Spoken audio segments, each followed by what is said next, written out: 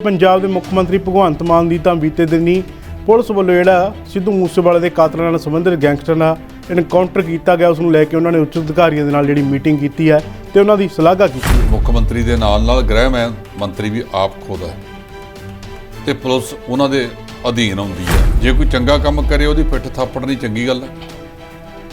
सरकार की बदनामी बहुत हो गई सी सिद्धू मूसेवाले की सुरक्षा च कमी कारण। कहते हैं कि जिहड़ा मन्ना हैगा सब तो पहला इन्हें फैर मारे सीगे।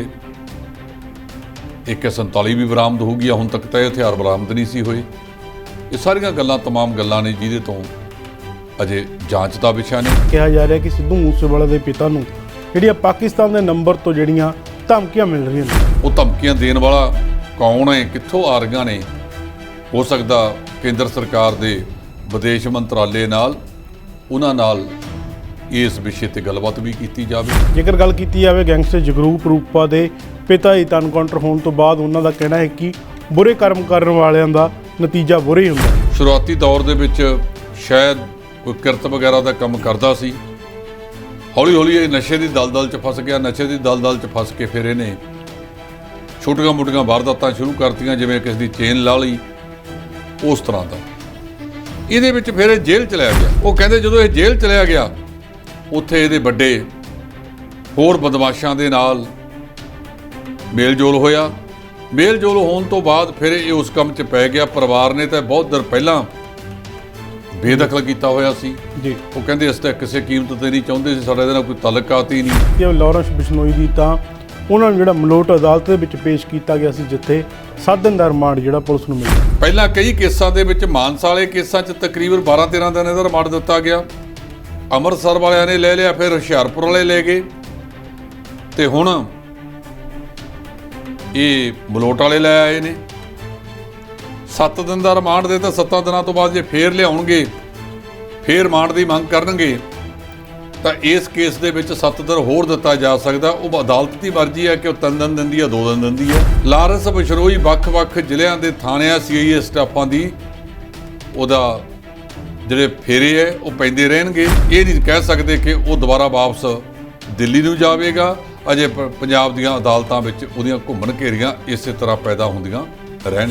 ਜੇਕਰ ਗੱਲ ਕੀਤੀ ਹੈ ਬੀਬੀ ਹਰਸਿਮਰਤ ਕੌਰ ਬਾਦਲ ਦੀ, ਤਾਂ ਉਹਨਾਂ ਨੇ ਸੰਸਦ ਦੇ ਵਿੱਚ ਅੱਜ MSP ਦਾ ਜਿਹੜਾ ਮੁੱਦਾ ਢਿਲਸਾ ਹੋ ਚੁੱਕਿਆ। ਪੰਜਾਬ ਖੇਤੀ ਪ੍ਰਧਾਨ ਸੂਬਾ ਅਕਾਲੀ ਦਲ ਇੱਕ ਖੇਤਰੀ ਪਾਰਟੀ ਹੈ।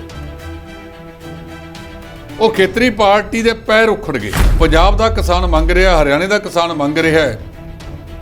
ਸਮੇਂ ਨੂੰ ਦੇਖਦਿਆਂ ਬੀਬੀ ਹਰਸਿਮਰਤ ਕੌਰ ਬਾਦਲ ਨੇ ਵੀ ਪਾਰਲੀਮੈਂਟ ਦੇ ਵਿੱਚ ਇਸ ਮਾਮਲੇ ਤੇ ਹਾਜ਼ਰੀ ਦਿਵਾਈ ਹੈ। ਪੰਜਾਬ ਦੀਆਂ ਕਿਸਾਨ ਜਥੇਬੰਦੀਆਂ ਪਾਟ ਚੁੱਕੀਆਂ ਨੇ ਆਪਸ ਵਿੱਚ ਦੀ, ਤੇ ਜਿਹੜੇ ਬੰਦੇ ਉੱਥੇ ਲਪਾਏ ਗਏ ਨੇ ਉਹਨਾਂ ਬਾਰੇ ਇਹ ਦੋਸ਼ ਲੱਗਦਾ ਕਿ ਉਹ ਕਿਸਾਨ ਵਿਰੋਧੀ ਨੇ। ਉਹਨਾਂ ਦੇ ਹੁੰਦਿਆਂ ਕਿਸਾਨੀ ਨੂੰ ਕੋਈ ਸਹੂਲਤ ਨਹੀਂ ਮਿਲ ਸਕਦੀ।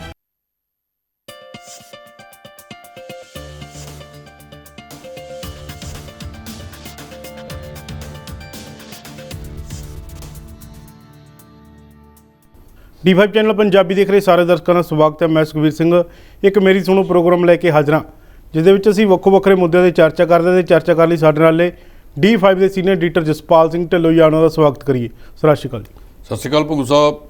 ਢਿੱਲੋਂ ਸਾਹਿਬ, ਜੇਕਰ ਗੱਲ ਕੀਤੀ ਜਾਵੇ ਪੰਜਾਬ ਦੇ ਮੁੱਖ ਮੰਤਰੀ ਭਗਵੰਤ ਮਾਨ ਦੀ, ਤਾਂ ਬੀਤੇ ਦਿਨੀ ਪੁਲਿਸ ਵੱਲੋਂ ਜਿਹੜਾ ਸਿੱਧੂ ਮੂਸੇਵਾਲੇ ਦੇ ਕਾਤਲਾਂ ਨਾਲ ਸੰਬੰਧਿਤ ਗੈਂਗਸਟਰ ਦਾ ਇਨਕਾਊਂਟਰ ਕੀਤਾ ਗਿਆ, ਉਸਨੂੰ ਲੈ ਕੇ ਉਹਨਾਂ ਨੇ ਉੱਚ ਅਧਿਕਾਰੀਆਂ ਦੇ ਨਾਲ ਜਿਹੜੀ ਮੀਟਿੰਗ ਕੀਤੀ ਹੈ ਤੇ ਉਹਨਾਂ ਦੀ ਸਲਾਹਗਾ ਕੀਤੀ ਹੈ। ਦੇਖੋ, ਭਗਵੰਤ ਸਿੰਘ ਮਾਨ ਹੈਗਾ ਗ੍ਰਹਿ ਮੰਤਰੀ ਪੰਜਾਬ ਦਾ ਜੀ। ਮੁੱਖ ਮੰਤਰੀ ਦੇ ਨਾਲ ਗ੍ਰਹਿ ਮੰਤਰੀ ਵੀ ਆਪ ਖੁਦ ਹੈ ਤੇ ਪੁਲਿਸ ਉਹਨਾਂ ਦੇ ਅਧੀਨ ਆਉਂਦੀ ਹੈ। ਜੇ ਕੋਈ ਚੰਗਾ ਕੰਮ ਕਰੇ ਉਹਦੀ ਪਿੱਠ ਥਾਪੜਨੀ ਚੰਗੀ ਗੱਲ ਹੈ। ਸਰਕਾਰ ਦੀ ਬਦਨਾਮੀ ਬਹੁਤ ਹੋ ਗਈ ਸੀ ਸਿੱਧੂ ਮੂਸੇਵਾਲੇ ਦੀ ਸੁਰੱਖਿਆ 'ਚ ਕਮੀ ਕਾਰਨ। ਕੱਲ੍ਹ ਜਿਹੜਾ ਮੁੱਠਭੇੜ ਹੋਇਆ ਸੁਰੱਖਿਆ ਬਲਾਂ ਦਾ ਤੇ ਇਹਨਾਂ ਬਦਮਾਸ਼ਾਂ ਦੇ ਵਿਚਕਾਰ, ਕਹਿੰਦੇ ਉਹ ਗੱਡੀ ਦੀ ਤਲਾਸ਼ ਕੀਤੀ ਜਾ ਰਹੀ ਹੈ ਜਿਹੜੀ ਗੱਡੀ ਉੱਥੇ ਇਹਨਾਂ ਨੂੰ ਛੱਡ ਕੇ ਆਈ ਸੀ। ਉਹਨਾਂ ਦੇ DCP ਨੇ ਮੁਖਵਿੰਦਰ ਸਿੰਘ ਭੁੱਲਰ, ਉਹ ਕੱਲ੍ਹ ਮੀਡੀਆ ਨਾਲ ਜਦੋਂ ਗੱਲਬਾਤ ਕਰ ਰਹੇ ਸੀ ਉਹ ਕਹਿੰਦੇ ਸੀ ਕਿ ਸਾਨੂੰ ਜਿਹੜਾ ਇਹ ਗੱਡੀ ਦੇ ਵਿੱਚ ਇੱਥੇ ਉਤਾਰ ਕੇ ਗਏ ਨੇ ਉਹ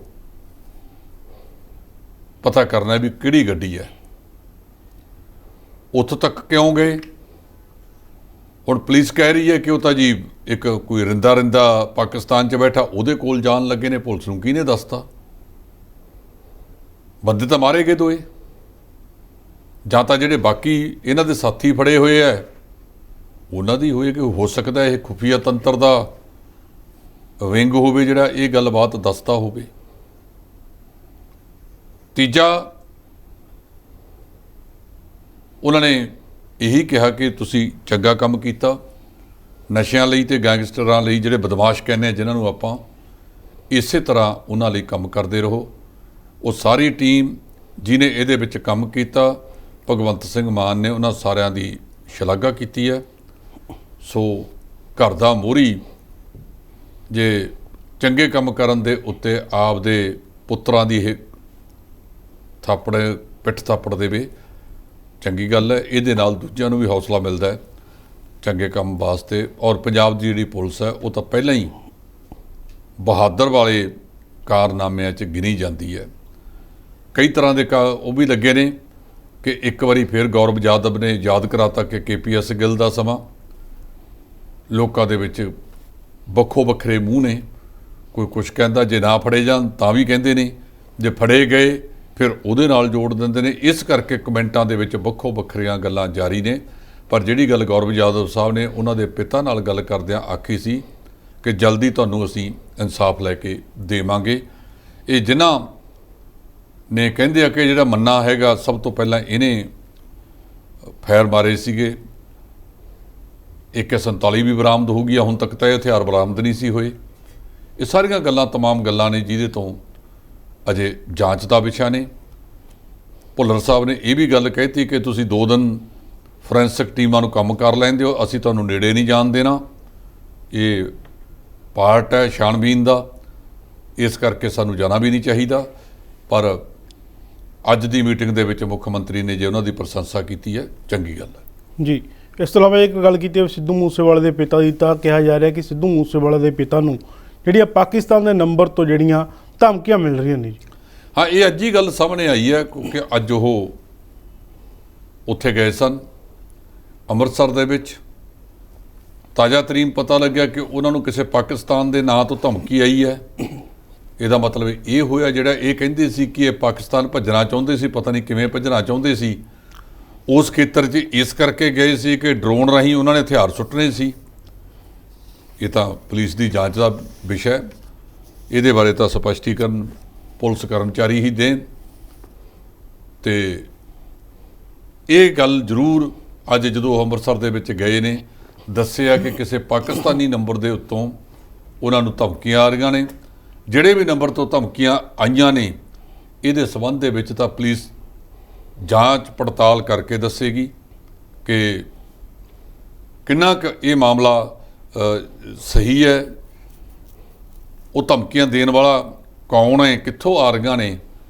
ਹੋ ਸਕਦਾ ਕੇਂਦਰ ਸਰਕਾਰ ਦੇ ਵਿਦੇਸ਼ ਮੰਤਰਾਲੇ ਨਾਲ ਉਹਨਾਂ ਨਾਲ ਇਸ ਵਿਸ਼ੇ 'ਤੇ ਗੱਲਬਾਤ ਵੀ ਕੀਤੀ ਜਾਵੇ। ਸੋ ਜੇ ਧਮਕੀ ਆਈ ਹੈ ਤਾਂ ਬੜਾ ਗੰਭੀਰਤਾ ਵਾਲੀ ਗੱਲ ਹੈ। ਪੁਲਿਸ ਨੂੰ ਇਸ ਮਾਮਲੇ ਦੇ ਵਿੱਚ ਹੋਰ ਵਿਸਥਾਰ ਵਿੱਚ ਗੱਲਬਾਤ ਕਰਨੀ ਚਾਹੀਦੀ ਹੈ ਔਰ ਇਹਦੇ ਤਹਿ ਤੱਕ ਜਾਣਾ ਚਾਹੀਦਾ ਹੈ ਕਿ ਕਿਹੜੇ ਭੱਦਰ ਪੁਰਸ਼ ਨੇ ਜਿਹੜੇ ਉਹਨਾਂ ਨੂੰ ਉੱਥੇ ਬੈਠ ਕੇ ਸਿੱਧੂ ਮੂਸੇਵਾਲੇ ਦੇ ਪਰਿਵਾਰ ਨੂੰ ਧਮਕੀਆਂ ਦੇ ਰਹੇ ਨੇ। ਜੀ, ਜੇਕਰ ਗੱਲ ਕੀਤੀ ਜਾਵੇ ਗੈਂਗਸਟਰ ਜਗਰੂਪ ਰੂਪਾ ਦੇ ਪਿਤਾ ਦੀ ਐਨਕਾਊਂਟਰ ਹੋਣ ਤੋਂ ਬਾਅਦ ਉਹਨਾਂ ਦਾ ਕਹਿਣਾ ਹੈ ਕਿ ਬੁਰੇ ਕਰਮ ਕਰਨ ਵਾਲਿਆਂ ਦਾ ਨਤੀਜਾ ਬੁਰਾ ਹੀ ਹੁੰਦਾ ਹੈ। ਉਹਨਾਂ ਦਾ ਨਾਮ ਆ ਬਲਜਿੰਦਰ ਸਿੰਘ ਜੀ। ਬਲਜਿੰਦਰ ਸਿੰਘ ਇਹ ਗੱਲ ਕਹਿੰਦੇ ਨੇ ਕਿ ਇਹ ਰੂਪਾ ਜਦੋਂ ਕੰਮ ਧੰਦਾ ਕਰਨ ਲੱਗਿਆ, ਸ਼ੁਰੂਆਤੀ ਦੌਰ ਦੇ ਵਿੱਚ ਸ਼ਾਇਦ ਕੋਈ ਕਿਰਤ ਵਗੈਰਾ ਦਾ ਕੰਮ ਕਰਦਾ ਸੀ। ਹੌਲੀ ਹੌਲੀ ਇਹ ਨਸ਼ੇ ਦੀ ਦਲਦਲ 'ਚ ਫਸ ਗਿਆ। ਨਸ਼ੇ ਦੀ ਦਲਦਲ 'ਚ ਫਸ ਕੇ ਫਿਰ ਇਹਨੇ ਛੋਟੀਆਂ ਮੋਟੀਆਂ ਵਾਰਦਾਤਾਂ ਸ਼ੁਰੂ ਕਰਤੀਆਂ, ਜਿਵੇਂ ਕਿਸੇ ਦੀ ਚੇਨ ਲਾ ਲਈ, ਉਸ ਤਰ੍ਹਾਂ ਦਾ। ਇਹਦੇ ਵਿੱਚ ਫਿਰ ਇਹ ਜੇਲ੍ਹ ਚਲਿਆ ਗਿਆ। ਜਦੋਂ ਇਹ ਜੇਲ੍ਹ ਚਲਿਆ ਗਿਆ, ਇਹ ਉਸ ਪਿੰਡ ਦਾ ਸਰਪੰਚ ਵੀ ਕਹਿੰਦਾ ਹੈਗਾ, ਇਹਦੇ ਪਿੰਡ ਦਾ ਉਹਨਾਂ ਦਾ ਨਾਮ ਹੈਗਾ ਸਰਪੰਚ ਸਾਹਿਬ ਦਾ ਅਵਤਾਰ ਸਿੰਘ ਬਿੱਲਾ। ਉਹ ਕਹਿੰਦੇ ਜਦੋਂ ਇਹ ਜੇਲ੍ਹ ਚਲਿਆ ਗਿਆ, ਉੱਥੇ ਇਹਦੇ ਵੱਡੇ ਹੋਰ ਬਦਮਾਸ਼ਾਂ ਦੇ ਨਾਲ ਮੇਲ ਜੋਲ ਹੋਇਆ। ਮੇਲ ਜੋਲ ਹੋਣ ਤੋਂ ਬਾਅਦ ਫਿਰ ਇਹ ਉਸ ਕੰਮ 'ਚ ਪੈ ਗਿਆ। ਪਰਿਵਾਰ ਨੇ ਤਾਂ ਬਹੁਤ ਦਿਨ ਪਹਿਲਾਂ ਬੇਦਖਲ ਕੀਤਾ ਹੋਇਆ ਸੀ ਜੀ। ਉਹ ਕਹਿੰਦੇ ਅਸੀਂ ਤਾਂ ਕਿਸੇ ਕੀਮਤ ਤੇ ਨਹੀਂ ਚਾਹੁੰਦੇ ਸੀ, ਸਾਡਾ ਇਹਦੇ ਨਾਲ ਕੋਈ ਤਾਲੁਕਾਤ ਹੀ ਨਹੀਂ ਕਿ ਇਹ ਪਰਿਵਾਰ ਦੇ ਵਿੱਚ ਆਵੇ, ਤੇ ਕਈ ਸਾਲਾਂ ਤੋਂ ਇਹਦਾ ਪਰਿਵਾਰ ਨਾਲ ਕੋਈ ਤਾਲੁਕਾਤ ਵੀ ਨਹੀਂ, ਨਾ ਇਹ ਪਿੰਡ ਗਿਆ ਨਾ ਆਪਦੇ ਪਰਿਵਾਰ 'ਚ ਗਿਆ। ਇਸ ਕਰਕੇ ਭੰਗੂ ਸਾਹਿਬ ਜੀ ਇਸ ਮਾਮਲੇ ਦੇ ਵਿੱਚ ਮੈਂ ਇਹ ਸਮਝਦਾ ਕਿ ਜਦੋਂ ਔਲਾਦ ਮਾੜੀ ਨਿਕਲ ਜਾਵੇ, ਮਾਂ ਪਿਓ ਦਾ ਉਹਦੇ ਵਿੱਚ ਕੀ ਕਸੂਰ ਹੁੰਦਾ ਹੈ। ਮਾਂ ਪਿਓ ਬਹੁਤ ਯਤਨ ਕਰਦਾ ਹੈ। ਕਈ ਵਾਰ ਉਹਦੀ ਬੈਠਕ, ਆਪਾਂ ਛੋਟੇ ਹੁੰਦੇ ਸੀ ਜੀ ਤਾਂ ਇੱਕ ਅਰਜੀ ਲਿਖੀ ਜਾਂਦੀ ਸੀ ਕਿ ਮੇਰਾ ਭਰਾ ਬੁਰੀ ਸੰਗਤ ਵਿੱਚ ਪੈ ਗਿਆ, ਉਹਦੇ ਤੇ ਅਰਜੀ ਲਿਖੋ। ਜੀ ਉਦੋਂ ਆਪਾਂ ਲਿਖਦੇ ਸੀਗੇ ਉਹ ਅਰਜ਼ੀਆਂ ਜੀ ਵੀ ਬੁਰੀ ਸੰਗਤ ਦੇ ਵਿੱਚ ਪੈ ਗਿਆ। ਇਹ ਜਿਹੜੀ ਸੰਗਤ ਹੁੰਦੀ ਹੈ, ਸੰਗਤ ਤੋਂ ਬੰਦੇ ਨੂੰ ਬਹੁਤ ਕੁਝ ਪ੍ਰਾਪਤ ਵੀ ਹੁੰਦਾ ਤੇ ਬਹੁਤ ਕੁਝ ਗਵਾਇਆ ਵੀ ਜਾਂਦਾ ਹੈ। ਸੋ ਜਿਹੜੀ ਇਹ ਗੱਲ ਵਾਪਰੀ ਪਿਤਾ ਦੇ ਮੁਤਾਬਕ ਕਿ ਉਹ ਵੱਧਦਾ ਗਿਆ। ਜੇ ਸ਼ੁਰੂਆਤੀ ਦੌਰ ਦੇ ਵਿੱਚ ਜਦੋਂ ਉਹ ਜੇਲ੍ਹ 'ਚ ਗਿਆ ਸੀ, ਮੈਂ ਹੁਣ ਵੀ ਕਹਿੰਦਾ ਇਹ ਲੋਕ ਕਿਉਂ ਗਏ ਨੇ, ਕਿਉਂ ਬਾਰ-ਬਾਰ ਜਾ ਰਹੇ ਨੇ, ਇਹਨਾਂ ਚੀਜ਼ਾਂ ਦੇ ਉੱਤੇ ਮੁੜ ਵਿਚਾਰ ਕਰਨਾ ਚਾਹੀਦਾ ਹੈ। ਤੇ ਜੇਲ੍ਹਾਂ ਦੇ ਵਿੱਚ ਵੀ ਜਿੱਥੇ ਕਿਤੇ ਕਮੀਆਂ ਪੇਸ਼ੀਆਂ ਨੇ, ਉਹ ਕਮੀਆਂ ਪੇਸ਼ੀਆਂ ਵੀ ਦੂਰ ਕਰਨੀਆਂ ਚਾਹੀਦੀਆਂ ਤਾਂ ਜੋ ਇਹ ਲੋਕ ਸੁਧਰ ਸਕਣ ਔਰ ਆਮ ਸ਼ਹਿਰੀ ਵਾਂਗ ਆਪਣਾ ਜੀਵ ਬਸਰ ਕਰ ਸਕਣ। ਉੱਥੇ ਮੇਰਾ ਖਿਆਲ ਹੈ ਕਿ ਮਾਹਰਾਂ ਨੂੰ ਬੁਲਾ ਕੇ ਜਿਹੜੇ ਸਾਈਕੋਲੋਜੀਕਲ ਮਾਹਰ ਹੋਣ, ਇਹਨਾਂ ਦੀ ਸਾਈਕੋਲੋਜੀ ਸਮਝਦੇ ਹੋਣ, ਉਹਨਾਂ ਨੂੰ ਉਸ ਅਵਸਥਾ ਵਿੱਚ ਲਿਜਾ ਕੇ ਸਮਝਾਇਆ ਜਾਵੇ ਕਿ ਜਿਹੜੇ ਰਸਤੇ ਪੁੱਤਰੋ ਤੁਸੀਂ ਤੁਰੇ ਹੋ, ਇਹ ਰਸਤਾ ਗਲਤ ਹੈ। ਜਾਂ ਤਾਂ ਜੇਲ੍ਹ ਨੂੰ ਜਾਂਦੀ ਹੈ ਇਹ ਪਗਡੰਡੀ, ਜਾਂ ਫਿਰ ਜਾਨ ਖਤਮ ਹੋ ਕੇ ਉੱਪਰ ਚੱਲ ਜਾਂਦੀ ਹੈ। ਮੈਂ ਫਿਰ ਇੱਕ ਵਾਰੀ ਆਪਦੀ ਗੱਲ ਦੁਹਰਾਵਾਂ ਕਿ ਕੌਣ ਲੋਕ ਇਸ ਪਾਸੇ ਵੱਲ ਧੱਕ ਰਹੇ ਨੇ, ਉਹਨਾਂ ਦੀ ਪਛਾਣ ਕਰਨ ਦੀ ਵੀ ਜ਼ਰੂਰਤ ਹੈ। ਜੀ, ਇਸ ਤੋਂ ਇਲਾਵਾ ਜੇਕਰ ਗੱਲ ਕੀਤੀ ਹੈ ਲਾਰੈਂਸ ਬਿਸ਼ਨੋਈ ਦੀ, ਤਾਂ ਉਹਨਾਂ ਨੂੰ ਜਿਹੜਾ ਮਲੋਟ ਅਦਾਲਤ ਦੇ ਵਿੱਚ ਪੇਸ਼ ਕੀਤਾ ਗਿਆ ਸੀ, ਜਿੱਥੇ 7 ਦਿਨ ਦਾ ਰਿਮਾਂਡ ਜਿਹੜਾ ਪੁਲਿਸ ਨੂੰ ਮਿਲਿਆ ਜੀ। ਭੰਗੂ ਸਾਹਿਬ, ਮੈਂ ਪਹਿਲੇ ਦਿਨ ਤੋਂ ਕਿਹਾ ਸੀ ਜੀ ਕਿ ਇੱਕ ਕੇਸ ਦੇ ਵਿੱਚ 14 ਦਿਨ ਤੱਕ ਅਦਾਲਤ ਰਿਮਾਂਡ ਦੇ ਸਕਦੀ ਹੈ। ਅੱਜ ਇਸ ਨੂੰ ਜੁਡੀਸ਼ੀਅਲ ਮੈਜਿਸਟ੍ਰੇਟ ਦਿਲਸ਼ਾਦ ਕੌਰ ਦੀ ਅਦਾਲਤ ਦੇ ਵਿੱਚ ਪੇਸ਼ ਕੀਤਾ ਗਿਆ। ਉੱਥੇ ਵੀ ਕੇਸ ਦਰਜ ਹੈ ਤੇ ਲਾਰੈਂਸ ਤੇ। ਪਹਿਲਾਂ ਕਈ ਕੇਸਾਂ ਦੇ ਵਿੱਚ ਮਾਨਸਾ ਵਾਲੇ ਕੇਸਾਂ 'ਚ ਤਕਰੀਬਨ 12-13 ਦਿਨ ਦਾ ਰਿਮਾਂਡ ਦਿੱਤਾ ਗਿਆ। ਅੰਮ੍ਰਿਤਸਰ ਵਾਲਿਆਂ ਨੇ ਲੈ ਲਿਆ, ਫਿਰ ਹੁਸ਼ਿਆਰਪੁਰ ਵਾਲੇ ਲੈ ਗਏ, ਤੇ ਹੁਣ ਇਹ ਮਲੋਟ ਵਾਲੇ ਲੈ ਆਏ ਨੇ। 7 ਦਿਨ ਦਾ ਰਿਮਾਂਡ ਦੇ ਤਾਂ 7 ਦਿਨਾਂ ਤੋਂ ਬਾਅਦ ਜੇ ਫੇਰ ਲਿਆਉਣਗੇ, ਫੇਰ ਰਿਮਾਂਡ ਦੀ ਮੰਗ ਕਰਨਗੇ, ਤਾਂ ਇਸ ਕੇਸ ਦੇ ਵਿੱਚ 7 ਦਿਨ ਹੋਰ ਦਿੱਤਾ ਜਾ ਸਕਦਾ। ਉਹ ਅਦਾਲਤ ਦੀ ਮਰਜ਼ੀ ਹੈ ਕਿ ਉਹ 3 ਦਿਨ ਦਿੰਦੀ ਹੈ, 2 ਦਿਨ ਦਿੰਦੀ ਹੈ। ਲੇਕਿਨ ਹਾਲੇ ਵਾਹਵਾ ਚਿਰ ਲਾਰੈਂਸ ਬਿਸ਼ਨੋਈ ਵੱਖ-ਵੱਖ ਜ਼ਿਲ੍ਹਿਆਂ ਦੇ ਥਾਣਿਆਂ CIA ਸਟਾਫਾਂ ਦੀ ਉਹਦਾ ਜਿਹੜੇ ਫੇਰੇ ਹੈ ਉਹ ਪੈਂਦੇ ਰਹਿਣਗੇ। ਸੋ ਅਜੇ ਇਹ ਨਹੀਂ ਕਹਿ ਸਕਦੇ ਕਿ ਉਹ ਦੁਬਾਰਾ ਵਾਪਸ ਦਿੱਲੀ ਨੂੰ ਜਾਵੇਗਾ। ਅਜੇ ਪੰਜਾਬ ਦੀਆਂ ਅਦਾਲਤਾਂ ਵਿੱਚ ਉਹਦੀਆਂ ਘੁੰਮਣ ਘੇਰੀਆਂ ਇਸੇ ਤਰ੍ਹਾਂ ਪੈਦਾ ਹੁੰਦੀਆਂ ਰਹਿਣਗੀਆਂ। ਜੀ, ਜੇਕਰ ਗੱਲ ਕੀਤੀ ਹੈ ਬੀਬੀ ਹਰਸਿਮਰਤ ਕੌਰ ਬਾਦਲ ਦੀ, ਤਾਂ ਉਹਨਾਂ ਨੇ ਸੰਸਦ ਦੇ ਵਿੱਚ ਅੱਜ MSP ਦਾ ਜਿਹੜਾ ਮੁੱਦਾ ਢਿਲਸਾ ਹੋ ਚੁੱਕਿਆ ਜੀ। ਦੇਖੋ, ਜਦੋਂ ਬੰਦਾ ਕਹਿੰਦੇ ਆ ਕਿ ਅੱਗ ਦਾ ਸੜਿਆ ਲੱਸੀ ਨੂੰ ਫੂਕਾ ਮਾਰ ਕੇ ਪੀਂਦਾ ਹੈ, ਜਦੋਂ 3 ਖੇਤੀ ਕਾਲੇ ਕਾਨੂੰਨ ਮੋਦੀ ਸਰਕਾਰ ਨੇ ਬਣਾਏ ਤਾਂ ਬਾਦਲ ਪਰਿਵਾਰ ਨੇ ਸਮੇਤ ਪ੍ਰਕਾਸ਼ ਸਿੰਘ ਬਾਦਲ ਤੱਕ ਉਹਨਾਂ ਦੀ ਬੜੀ ਡਟ ਕੇ ਹਮਾਇਤ ਕੀਤੀ। ਅਸਲ ਦੇ ਵਿੱਚ ਅਕਾਲੀ ਦਲ ਆਪਣੇ ਆਪ ਨੂੰ ਇਹ ਸਥਾਪਿਤ ਕਰਨ ਦਾ ਯਤਨ ਕਰ ਰਿਹਾ ਕਿ ਅਸੀਂ ਤੁਹਾਡੇ ਨਾਲ ਹਾਂ। ਪੈਰ ਬਹੁਤ ਉਖੜੇ ਹੋਏ ਨੇ। MSP ਦਾ ਮਾਮਲਾ ਬੜੀ ਵੱਡੀ ਪੱਧਰ ਤੇ ਚੱਲ ਰਿਹਾ ਹੈ। ਇਹਦੇ ਵਿੱਚ ਜਿਹੜੇ ਮੈਂਬਰ ਬਣਾਏ ਗਏ ਨੇ, ਫਿਰ ਉਹੀ ਬੰਦੇ ਲੈ ਆਂਦੇ ਜਿਨ੍ਹਾਂ ਨੇ 3 ਖੇਤੀ ਕਾਲੇ ਕਾਨੂੰਨ ਬਣਾਉਣ ਦਾ ਯਤਨ ਕੀਤਾ ਸੀ। ਪੰਜਾਬ ਖੇਤੀ ਪ੍ਰਧਾਨ ਸੂਬਾ ਅਕਾਲੀ ਦਲ ਇੱਕ ਖੇਤਰੀ ਪਾਰਟੀ ਹੈ। ਉਹ ਖੇਤਰੀ ਪਾਰਟੀ ਦੇ ਪੈਰ ਉਖੜ ਗਏ ਤੇ ਹੁਣ ਉਹਨਾਂ ਮੁੱਦਿਆਂ ਨੂੰ ਤਰਜੀਹ ਦੇ ਰਹੇ ਨੇ।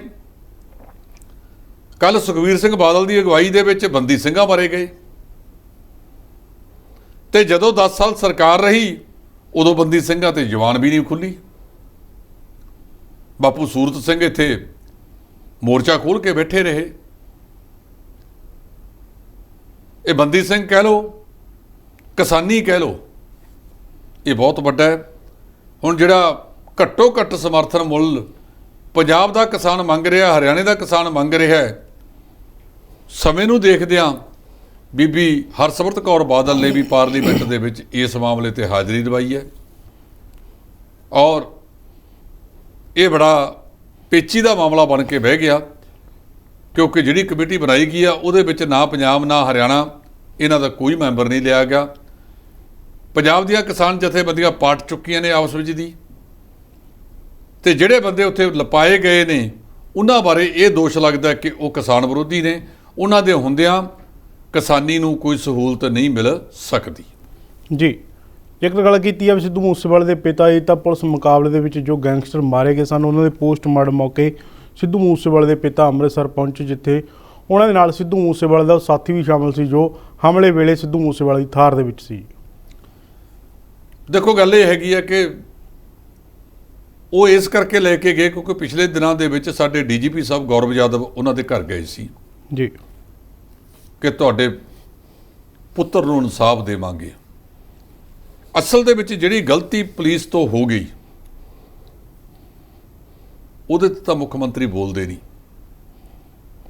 ਕਿ ਉਹਦੀ ਸੁਰੱਖਿਆ ਵਾਪਸ ਲੈ ਕੇ ਜੱਗ ਜ਼ਾਹਰ ਕਰ ਦਿੱਤੀ ਗਈ,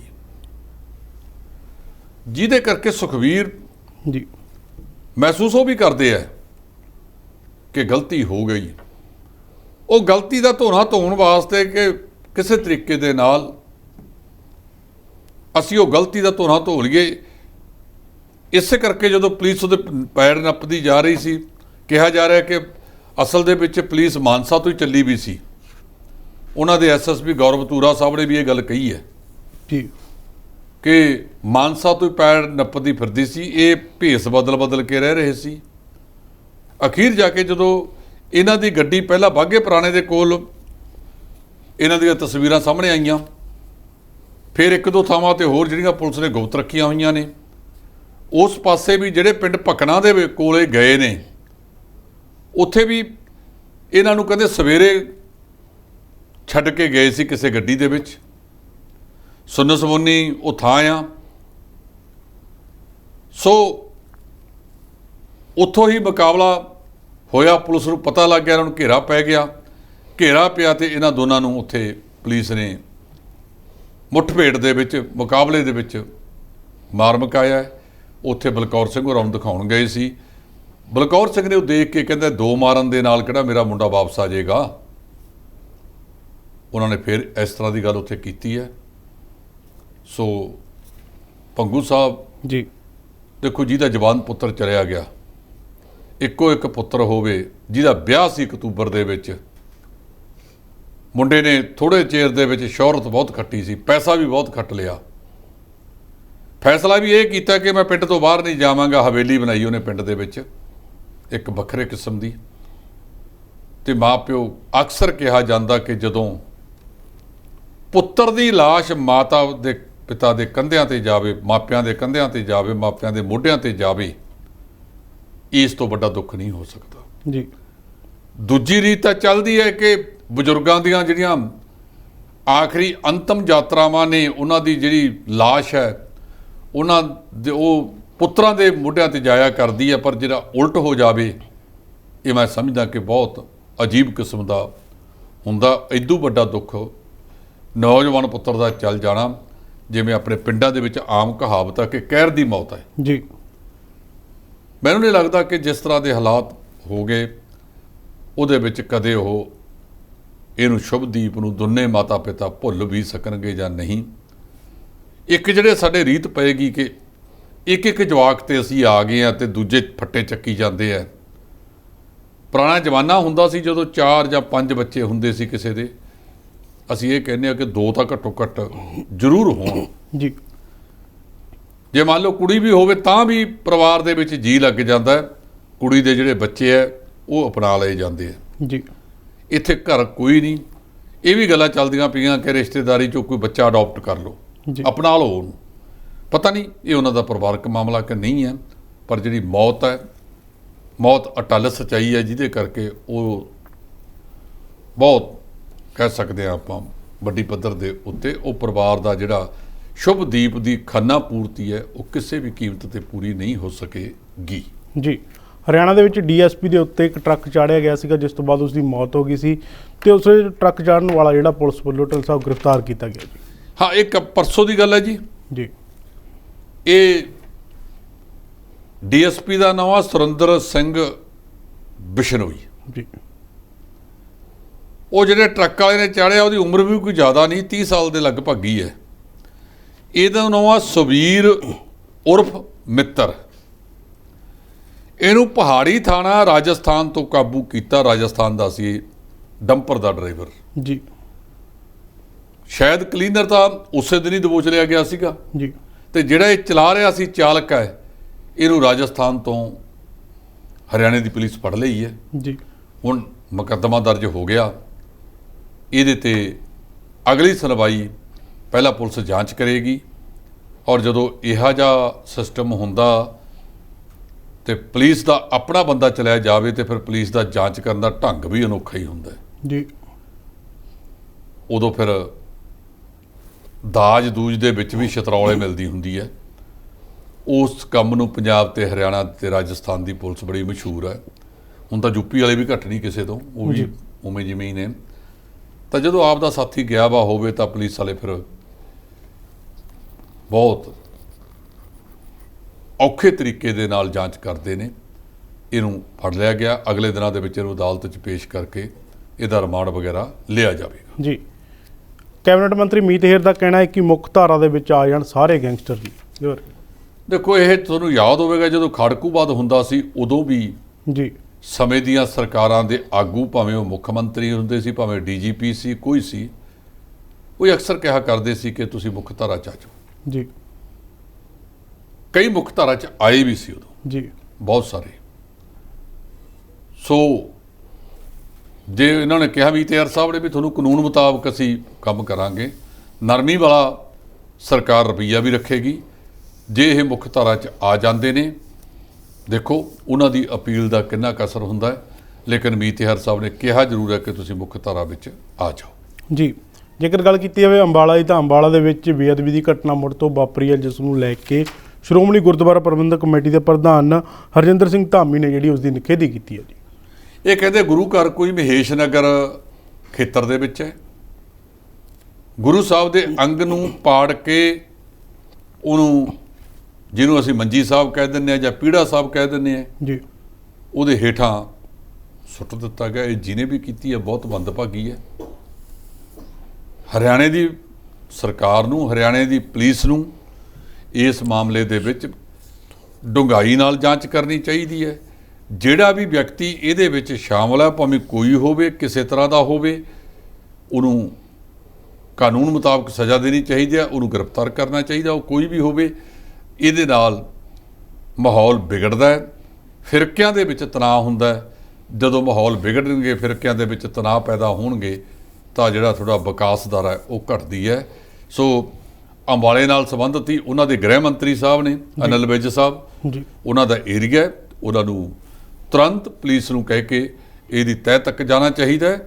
ਇਹਦੀਆਂ ਤਾਰਾਂ ਕਿੱਥੇ ਜੁੜਦੇ ਨੇ, ਸਾਰਿਆਂ ਦਾ ਨੱਕ ਦੇ ਵਿੱਚ ਨੱਥ ਪਾ ਕੇ ਇਹਨਾਂ ਨੂੰ ਲਿਆ ਕੇ ਜੇਲ੍ਹ ਦੇ ਵਿੱਚ ਡੱਕਣਾ ਚਾਹੀਦਾ ਹੈ। ਜੀ, ਇਸ ਤੋਂ ਇਲਾਵਾ ਅਗਰ ਗੱਲ ਕੀਤੀ ਹੈ ਪੰਜਾਬ ਦੇ ਵਿਧਾਇਕਾਂ ਦੀ, ਤਾਂ ਕਿਹਾ ਜਾ ਰਿਹਾ ਕਿ ਉਹ ਹੁਣ ਚੰਡੀਗੜ੍ਹ ਦੇ ਸਿਵਲ ਸਕੱਤਰ ਦੇ ਵਿੱਚ ਬੈਠ ਸਕਦੇ ਨੇ, ਜਿੱਥੇ ਉਹਨਾਂ ਨੂੰ ਕਮਰੇ ਨੇ ਜਿਹੜੇ ਉਹ ਅਲਾਟ ਕੀਤੇ ਗਏ ਨੇ ਜੀ।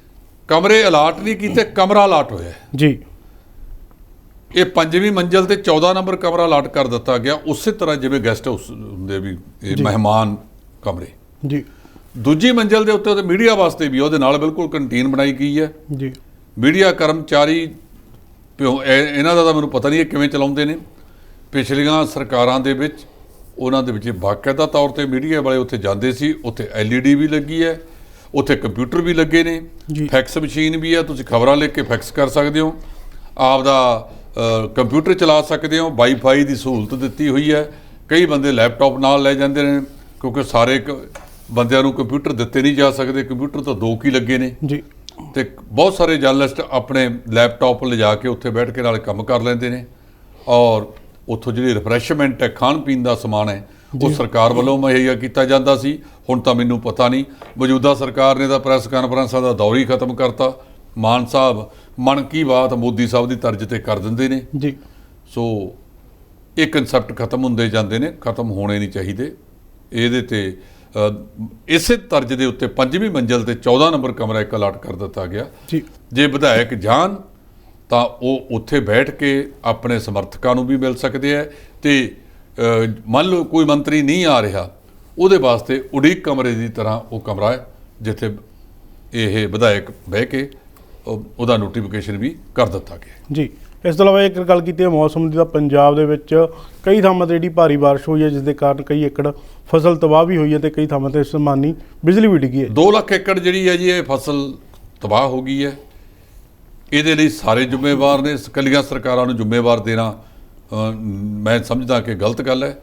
ਅਸੀਂ ਲੋਕ ਆਪ ਵੀ ਜ਼ਿੰਮੇਵਾਰ ਹਾਂ, ਕਿਉਂਕਿ ਅਸੀਂ ਲੋਕ ਇਸ ਮਾਮਲੇ ਦੇ ਵਿੱਚ ਉਹ ਕੰਮ ਨਹੀਂ ਕਰਦੇ ਔਰ ਜਿਹੜੀਆਂ ਨਿਕਾਸੀਆਂ ਦੱਬੀਆਂ ਹੋਈਆਂ ਨੇ, ਟਿੱਬੇ ਦੱਬੇ ਹੋਏ ਨੇ ਸ਼ਹਿਰਾਂ ਵਿੱਚ, ਪਿੰਡਾਂ ਵਿੱਚ, ਸਾਰੇ ਥਾਵਾਂ ਤੇ ਮਾਨ ਸਾਹਿਬ ਨੇ ਸੀਚੇਵਾਲ ਸਾਹਿਬ ਜਦੋਂ ਗਏ ਸੀ ਕੁਝ ਦਿਨ ਪਹਿਲਾਂ, ਉੱਥੇ ਕਹਿ ਕੇ ਆਏ ਸੀ ਕਿ ਅਸੀਂ ਸਾਰੀਆਂ ਪੰਜਾਬ ਦੇ ਵਿੱਚ, ਪੰਜਾਬ ਦਾ ਨਾਂ ਪੰਜਾਬ ਦੇ ਹੋਣ ਤੋਂ ਬਾਵਜੂਦ ਨਹਿਰੀ ਪਾਣੀ ਦੀ ਸਿੰਜਾਈ ਵੱਧ ਨਹੀਂ ਸਕੀ।